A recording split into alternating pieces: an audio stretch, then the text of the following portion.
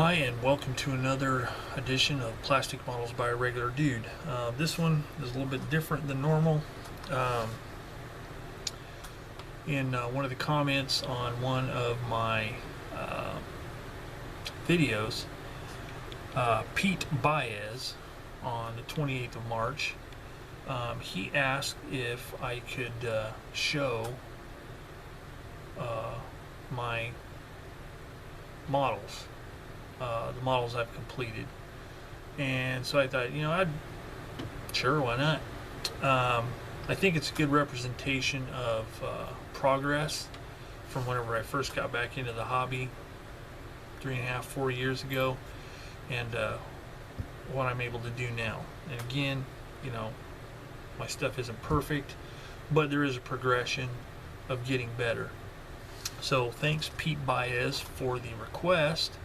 And since you requested it, I'm going to do it. So I've got quite a few models here, so I'm probably going to split this up into two videos. I'll do the first video and then a second follow-up video, and just see how long it goes, because I don't want the video to be too long, because it gets kind of boring when they're too long. So anyway, that's it. I'm going to switch up the camera angle here and start out showing you the model kits I have built since I got back in the hobby about 4 years ago.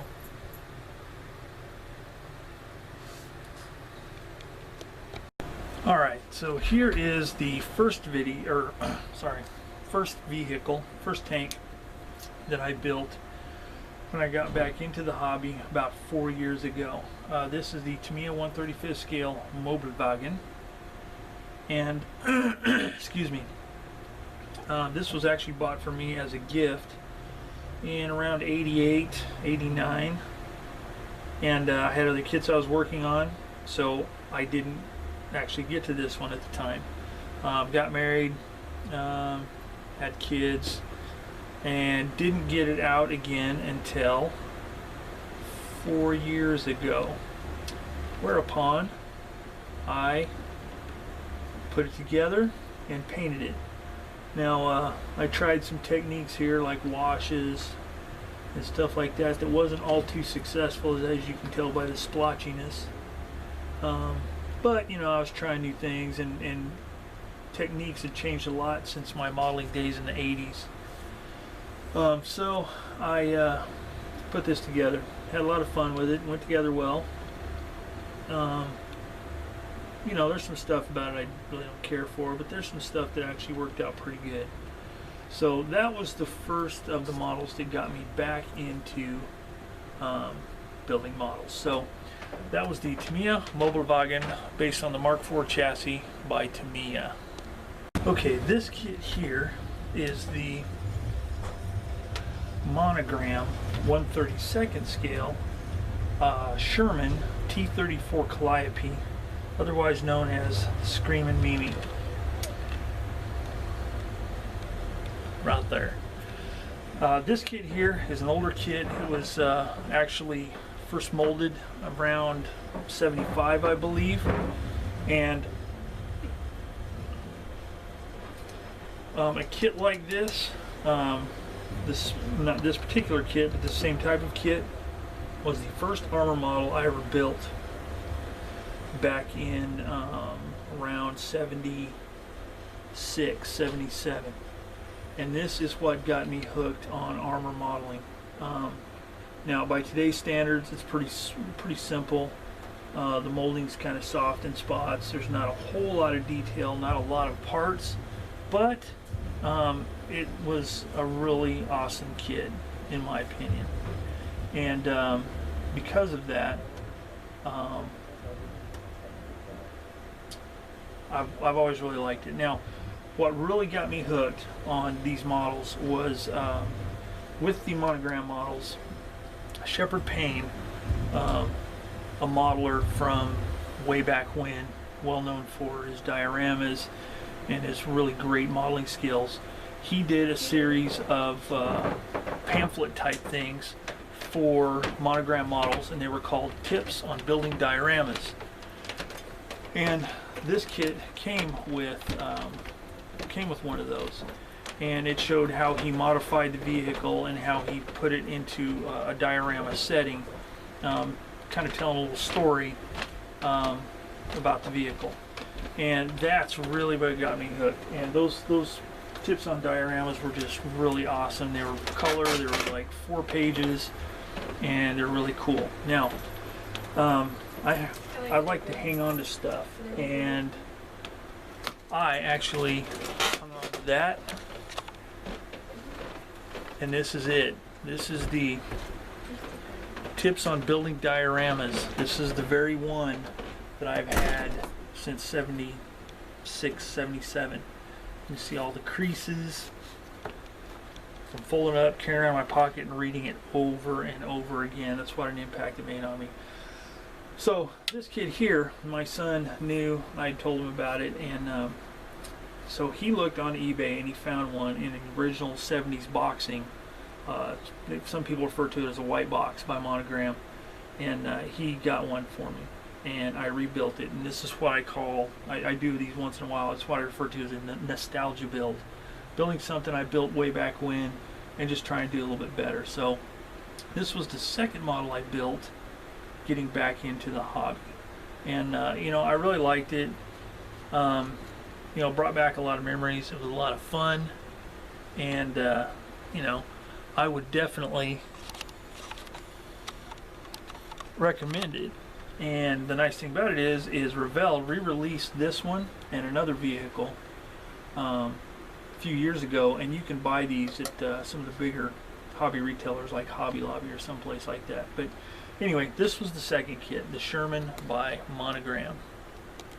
Okay, after the Sherman, I built a couple of aircraft, and I don't have those. They're on loan to a friend of mine for his office because it's kind of a aeronautical type decor he's got going on in there. But it was a P-51 Mustang, a Pro Modeler P-51 and 1/48 scale, which didn't turn out very good. And then in a Hobby Boss German TA-152 World War II fighter. That was a little bit better, but you know, was still learning the aircraft thing. So after that, I made quite a big jump in kits, and I went with the Bronco Staghound. Now, I say it's a big jump because this kit has quite a bit of photo etch, and it has a lot very, very small parts. But it was a lot of fun, and I really enjoyed building it. I practiced some more techniques, learned a few things, learned how to work with photo etch a little more, and I really have to say it was a really nice kit. The fit is really nice. They're pretty complex kits, but it was a lot of fun, and I don't know, I like that one. So that was the Bronco Staghound. After that one was the Academy 1/35 scale Stuart Honey, and I painted this one in the so-called contour scheme. The box art shows the this medium color as more of a blue. There's a lot of controversy over that. Some people say it was blue. A lot of the quote-unquote experts say that it really should be this more of a gray color, which to me makes a little more sense than blue. But you know, I don't know, and I just went with this color scheme because it's one that made the most sense to me, and I like the color scheme. The ones that are done in blue, they look equally cool because, you know, it's blue. But this is the first kit that I really tried to do a lot of heavy weathering, chipping, stuff like that. And you know, I may have overdone it a little bit, but you know, this is just another step in the process of learning how to do this. It's a nice kit, and it even has interior, which is kind of nice. Supposedly it's inaccurate, and you know, I mean, it sounds like it's inaccurate for this particular vehicle, but it does give something on the inside of the vehicle when you have the hatches open. You can take the turret off. Let's see if I can find the locking point there, or maybe not. I'm not going to force it. But it does have an interior in it, so that's kind of nice. So this was a lot of fun. This was a good kit, and it was another stepping stone in doing weathering and chipping and all that kind of stuff. So that was it. The Academy Stuart Honey in the contour scheme. Okay, the next kit I built after the Stuart Honey, I wanted to do another one of my quote-unquote nostalgia builds. And this is the Tamiya, the Monogram 1/32 scale Panzer IV. Now this is also an older mold kit. I'm not sure when exactly this one was molded, but it was a long time ago. And let's see, yep, 1970. It's stamped right on the bottom. Now this was one I always wanted to build when I was younger. I built some Stugs, some other vehicles based off of this chassis by Monogram, but I never could find this one. So this is another one of those that Revell has re-released, and you can buy. It's the same mold, same everything, same figures, same decals, the whole shooting match as that Sherman Calliope I showed earlier. So this can be bought fairly easily, and they're quite inexpensive, and they're fun kits to build. Again, they're not modern stuff like Tamiya or Dragon or anything like that, but I like building stuff like this, just see what I can do with it. The colors turned out kind of dark, a little darker than I would have liked, but I was trying a new German yellow Dunkelgelb, and it was kind of weird, but I went ahead with it anyway. The figures, as you notice, I don't put a lot of figures in my builds because I'm not very good at them. But these are the stock figures that come with this kit, and they're the exact same figures that came with the kits I built back in the 70s. They're the exact same figures, and they're actually not too bad for stock figures, especially as old as they are. And they're okay. They about match the model as far as quality and stuff. But this was the first kit that I used putty to model Zimmerit, the anti-mine paste coating that was common on German vehicles. As you can see here, hopefully,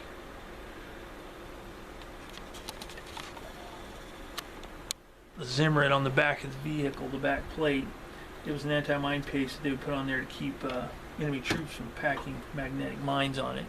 You can also see this is the first one I did a lot of texture on the rusted part of the muffler, and that came out pretty good. So again, progressing here, learning more techniques, and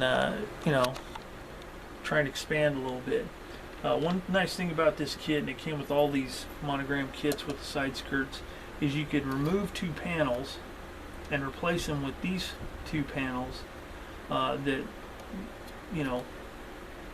simulated battle damage. The side skirts were intended to pre-detonate shaped charge ammunition, like bazookas and stuff like that, to keep it from penetrating the actual vehicle. That's what all the skirts are for. So that was kind of cool. So I thought I'd do that, and it turned out pretty nice. Gives a little bit of battle damage, a little something to talk about. But that is the Monogram Panzer IV, one of my nostalgia builds.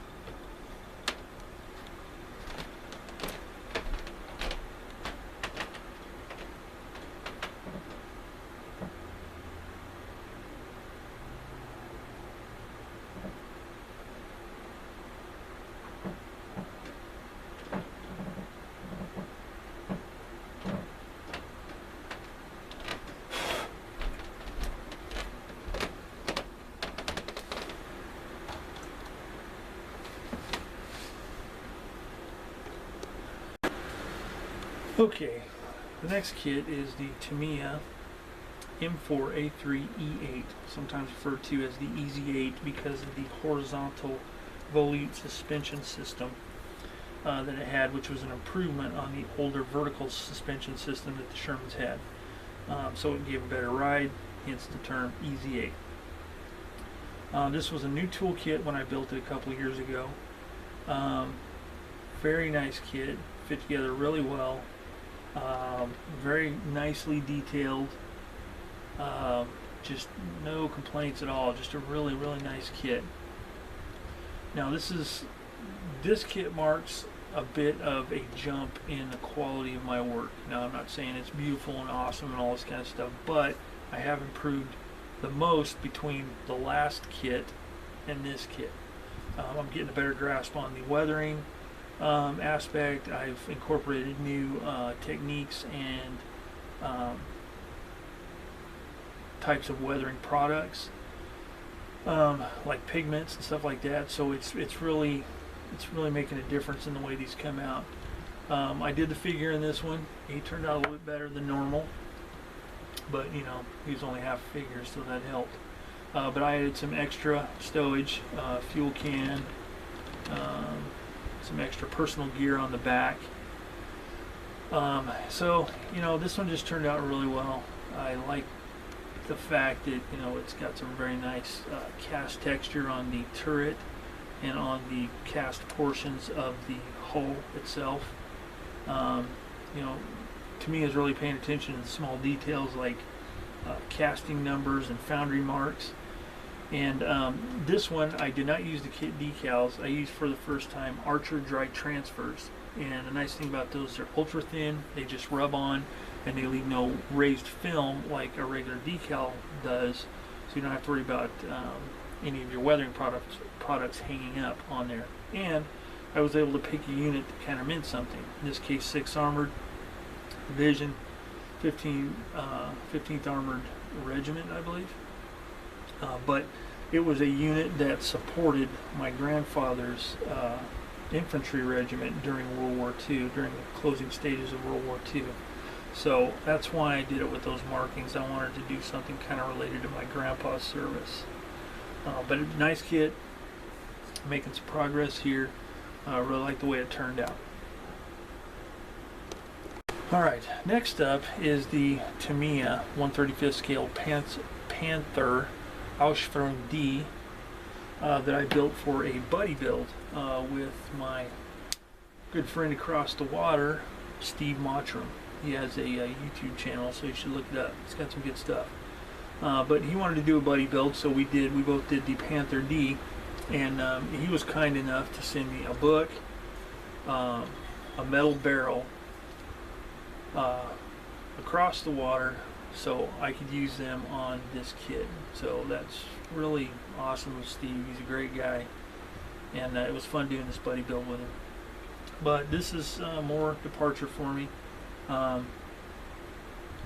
More improvement in weathering. I did it in the German yellow and green, but as you can see, it's really faded and weathered up.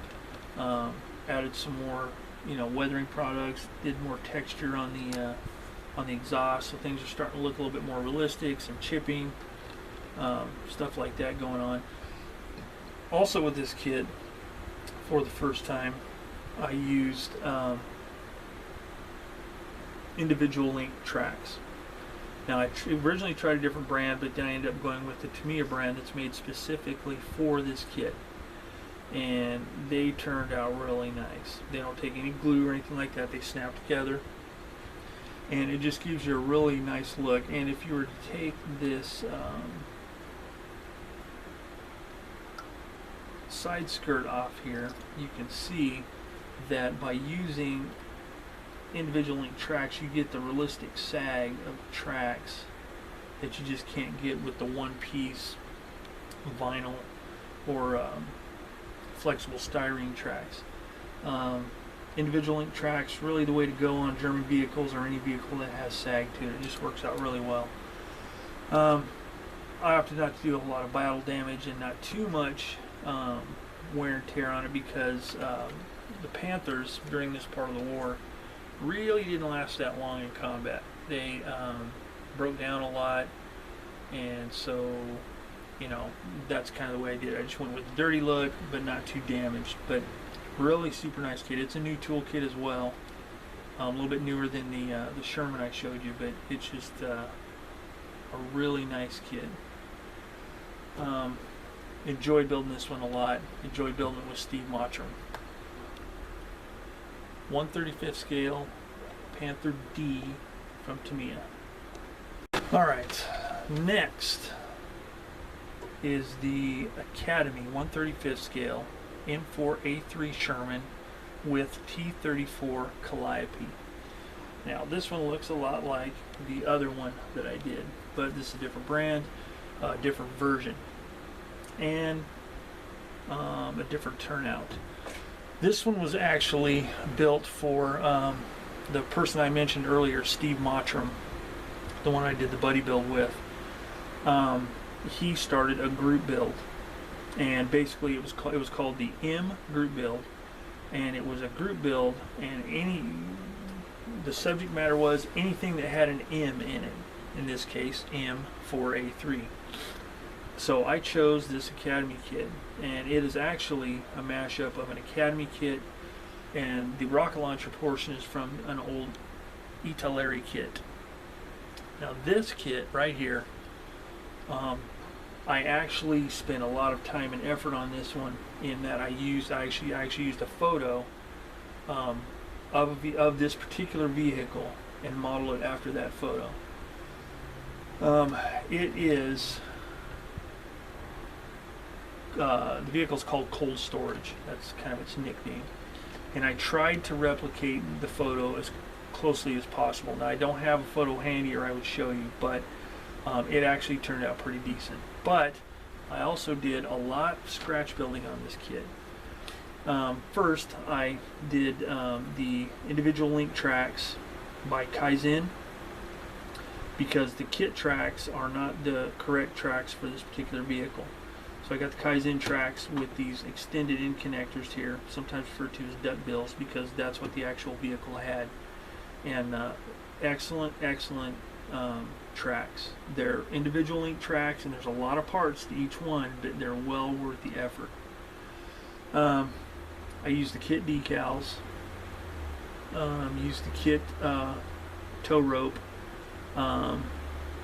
but some of the stuff that I did as extras, number one, came with some photo etch parts, so the light guards could be made more true to scale. The siren guard, same way. So that helps a lot with the detail. I scratch built this board here to hold this gear, and this gear is roughly what is on the vehicle in the photo, pretty close, as well as this German helmet hung on one of the lifting hooks, lifting eyes. It has a German helmet on there, so I stuck that on there. I put some, now you can't see the back of the vehicle, but I put a couple of US jerry cans on here, heavily chipped up, a crate, and a captured German water jerry can. A white cross indicates that it's water, and I did it in the German yellow to indicate that it was indeed captured from the enemy. Now the main bit of scratch building that I did involved the rocket launchers. The rocket launchers, you basically get the tubes and you get the parts. The first thing I did was this part here was a molded spring assembly, and because of the molding process, the spring, where the joint, where the seam is, the springs did not match up. They're off center. I mean, it's just because they're molded. So what I did is I stripped all of that off, and I rewound with some wire to simulate a spring. Then I had to do all of the rocket firing mechanisms and such. I had to add all, let me zoom in a little bit here so you can see. Move it back. all this wiring here, all of that wiring I had to cut and install and drill holes in all of these tubes and install that wire, and then run all the control wires down into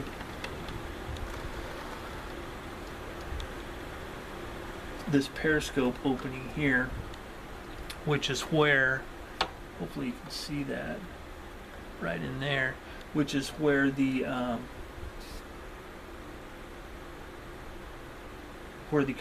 firing wires would be routed down into the crew compartment so they could actually fire the weapon. Okay, so that was quite a bit of scratch building, but it was a blast doing it, and I really like how it turned out. It just added a lot to the detail of the kit. You know, and then chipping, scratching, lots of dirt. There are stars on the sides that are just pretty much almost all the way obliterated, as you can see here. This fuel spillage right here is what's on the photograph of the actual vehicle. So I just kind of took this one, you know, the extra mile, so to speak, because I really wanted this one to turn out good, and I like the results. You know, is it the best? Probably not, but it did turn out really well, and I like the way it came out. One more thing that I did different on this than I've done on other vehicles is I used what's called the modulation technique for the paint. That's where you use different shades of the same color. You can buy them in kits. Ammo by MIG is the brand that I used. And you just basically on the lower portions you do dark and lighter, and just, you know, you use highlights and stuff like that, and it turned out pretty good. I'm just not completely sold for myself, and there's nothing wrong with the technique. It's just for myself, I'm not completely sold that it's necessary to get a good vehicle, but I'm gonna experiment more with it and see what I can do. But you know, in this case it actually worked, and I really liked the way that the vehicle turned out. So that was the Academy 1/35 scale M4A3 with T-34 Calliope rocket launcher for the M group build. Alright, so that's the end of part one of the models I built. So I'm going to end the video here. So thanks for watching Plastic Models by a Regular Dude. Comments, questions, etc. below. And stay tuned and keep an eye peeled for the next video of my completed models on Plastic Models by a Regular Dude. So I will see you all next time.